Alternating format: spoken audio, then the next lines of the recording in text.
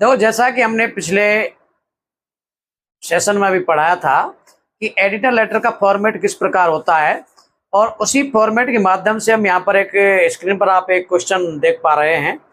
Question लिखा हुआ है कि your residential area is facing sanitation problems as well as bad roads and drainage problem. यानी कि आपका आवासीय क्षेत्र स्वच्छता की समस्याएं जैसे कि रोडों की खराब हालत और नालियों की समस्या का सामना कर रहा है। तो write a letter to the editor to of local newspaper complaining about it. यानी कि आप एक स्थानीय समाचार पत्र को इस समस्या के विषय में एक लेटर लिखिए। और उस लेटर की अगर हम बात करते हैं तो आप देख रहे हैं कि ये जो लेटर है, यहाँ पर प्रश्न आपको दिया गया है, और इस प्रश्न के माध्यम से पहले सबसे पहले आपको एक चीज याद रहनी चाहिए कि हमें ये जो एडिटर लेटर हम देख रहे हैं इसके लिए जो वैल्यू पॉइंट्स हमने लिखाए थे अभी थोड़ी देर पहले पिछली क्लास में, तो उन वैल्यू पॉइंट्स के माध्यम से हमें उन वैल्यू पॉइंट्स का यूज करना पड़ेगा, और उन वैल्यू पॉइंट्स का यूज करके इस लेटर का आंसर देना, इस प्रश्न का आंसर देना बहुत ही आसान हो जाता है। जैसे देखिए, जैसे प्रश्न है यहाँ पर, और इस प्रश्न का हम यहाँ लिख लेते हैं क्या, आंसर। इस प्रश्न का लिख लिया हमने क्या, उत्तर।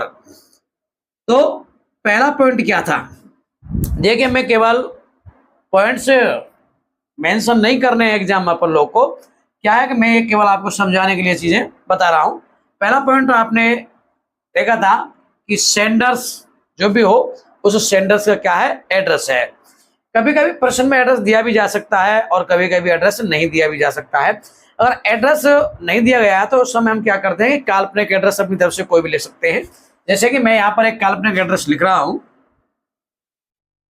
जैसे बी 566 जवाहर नगर, बी 566 जवाहर नगर और भरतपुर राजस्थान। ये मैंने क्या किया कि एक काल्पनिक एड्रेस लिख दिया। इसके बाद में थोड़ा सा स्पेस छोड़ना है और फिर लिखना हमें दूसरा पॉइंट, और दूसरा पॉइंट था किसका, डेट का। दूसरा पॉइंट डेट का था। जैसे डेट आप देख रहे हैं कि आज डेट है कितनी, 1 सितंबर 2024। इसके बाद में थोड़ा स्पेस छोड़ना है आपको, तीसरा पॉइंट लिखना है क्या, द एडिटर। द एडिटर लिखना है। विदाउट स्पेस के चौथा पॉइंट लिखना है क्या, नेम ऑफ सिटी। जैसे आप देख रहे हैं यहाँ पर आपने जो एड्रेस लिखा है, ध्यान रखना आपको, आपने जो एड्रेस लिखा है उसी शहर का क्या लिखना, आपको नाम लिखना है। तो जैसे नेम ऑफ न्यूज़पेपर लिखना है मुझे चौथे पॉइंट पर, मैं लिख देता हूं नेम ऑफ न्यूज़पेपर, जैसे कि राजस्थान पत्रिका, राजस्थान पत्रिका। और पांचवा पॉइंट शहर का नाम लिखना आपको क्या, भरतपुर। The editor Rajasthan Patrika Bharatpur. और ये जो पॉइंट लिख रहे हैं आपको देखना, पहले पॉइंट के बाद में आपको थोड़ा स्पेस देना है, दूसरे पॉइंट के बाद में आपको थोड़ा स्पेस देना है, लेकिन 3, 4, 5 पॉइंट नंबर 3, 4, 5 के बाद में बीच में कोई भी स्पेस नहीं देना है। इसके बाद में आपका छठवां पॉइंट आता है किस चीज का, सब्जेक्ट का। यहाँ आपको थोड़ा सा स्पेस देना है और सब्जेक्ट लिखना है। सब्जेक्ट जो मैंने बताया था आपको, to attract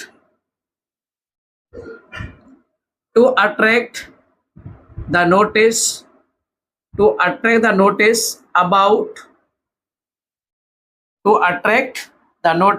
about the problem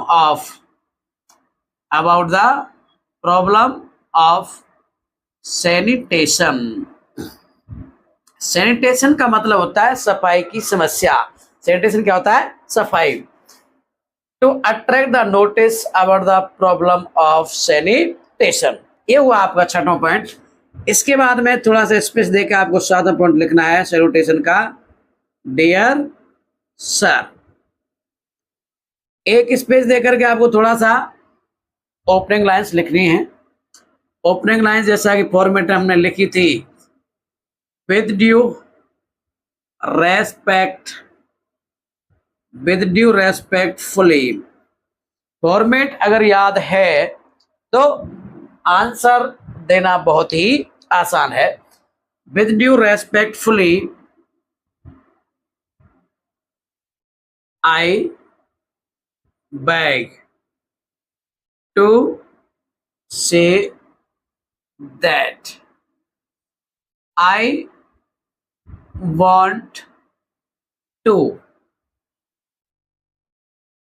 attract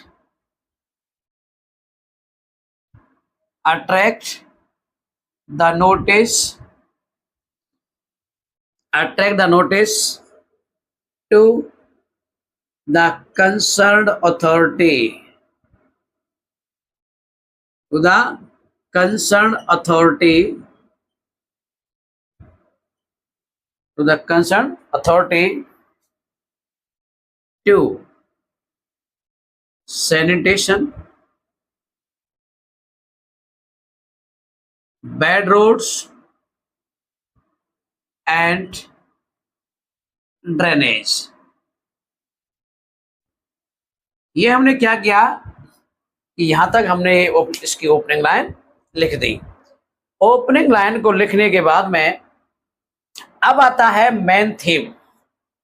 main theme के लिए क्या है, कैसे लिखेंगे हम देखना। जैसे the cleaning staff, the cleaning staff has been absent, the cleaning staff has been absent for 7 days. The cleaning staff has been absent for 7 days, यानी कि सफाई कर्मचारियों का जो स्टाफ है वो 7 दिन से क्या है, अनुपस्थित है। उनके अनुपस्थित का जो रिजल्ट है वो क्या है, there are many heaps of garbage, there are many heaps of garbage in the base of colony, यानी कि कॉलोनी के रास्तों में कचरे के काफी ढेर हैं।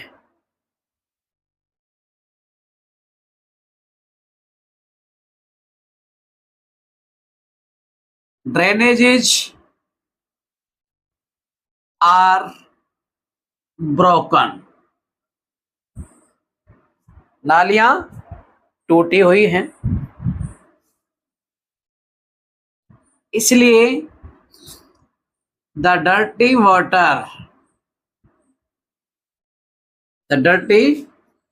Water is spreading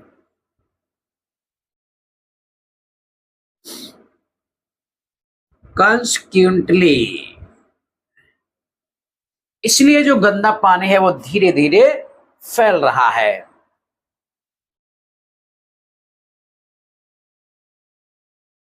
mosquitoes, flies and insects are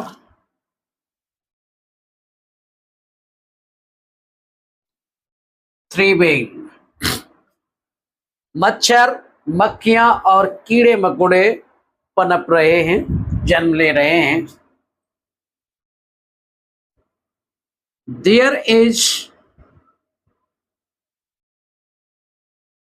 a great danger there is a great danger of epidemic, यानी एक महामारी का खतरा बना हुआ है। ये जो मैंने लिखी है यहाँ पर 3.5 लाइन्स, ये क्या है, ये कहलाएंगे इसकी क्या, मेन थीम। 9 पॉइंट हो गया। इसके बाद में 10वां पॉइंट, थोड़ा सा जगह छोड़नी है आपको। फिर क्या लिखना है आपको, 10वां पॉइंट फिर से वापस लिखना है। और 10वें पॉइंट लिखने के लिए आपको बताया था, क्या बताया था, यू आर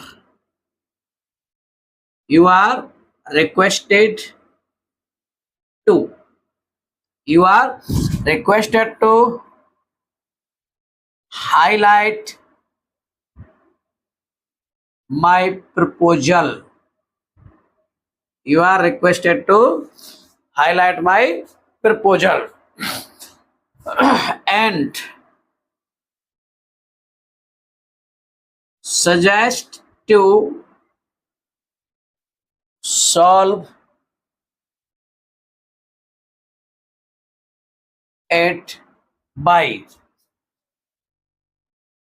the authority.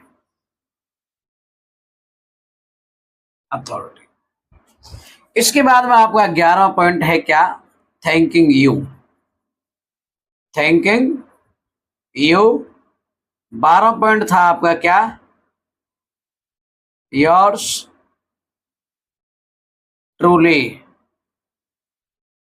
और 13वां पॉइंट था आपका नाम। आप कोई भी नाम लिख सकते हैं, कोई भी नाम लिख सकते हैं। मैं जैसे लिखता हूं मोहन सिंह। इस प्रकार से हम लोग क्या कर सकते हैं कि देखो प्रॉब्लम्स कहाँ आती है कि जहां पर केवल फॉर्मेट याद नहीं है वहां पर दिक्कत आती है। अगर फॉर्मेट आपको याद है तो आपको दिक्कत नहीं होनी चाहिए। दिक्कत कहाँ आएगी आपको, जब फॉर्मेट याद नहीं है। ये आपको क्वेश्चन है और इस प्रश्न का ये मैंने जैसे आंसर दे के आपको बताया है, तो आपको यहाँ पर किसी भी समस्या का सामना नहीं करना पड़ेगा, बशर्ते कि इससे पहली वाली क्लास जो फॉर्मेट था उस फॉर्मेट को आप लोग पढ़ लोगे।